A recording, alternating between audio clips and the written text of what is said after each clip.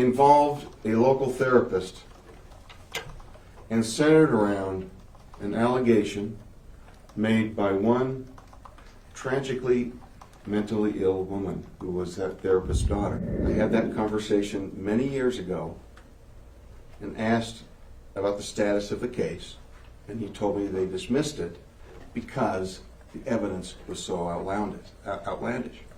Because the story is just so crazy.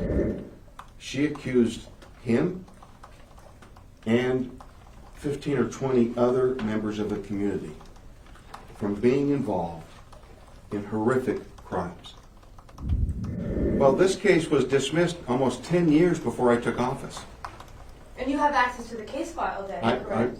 I can find it. Yeah, it's in the archive someplace. Have you not looked at it? No, it's going to take several days. We were not paperless in that time frame. That allegation by that tragically mentally ill woman was so outlandish and so ludicrous that our own fine Special Victims Task Force that investigates these kinds of crimes refused to even interview any of the 15 or 20 people who are alleged to have committed these crimes. There is no organized ring of abuse. It was debunked more than 10 years ago. It was dismissed by someone not in any respect affiliated with me. And it wasn't even investigated in a serious way by the Sex Crimes Task Force of Utah County. That therapist had his record expunged recently, his arrest expunged recently, and should be out of the public record. He was my neighbor.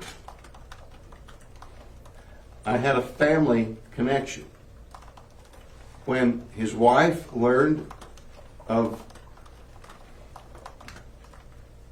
whatever he was doing, she divorced him. And I testified at that divorce hearing. Let me be clear. When the Church of Jesus Christ of Latter-day Saints, for whom I do not speak, found out about this person's conduct, they kicked him out. And I had a friendship with he and his wife to the extent that I went into court and testified on behalf of his wife to protect his children from him. I have nothing to hide.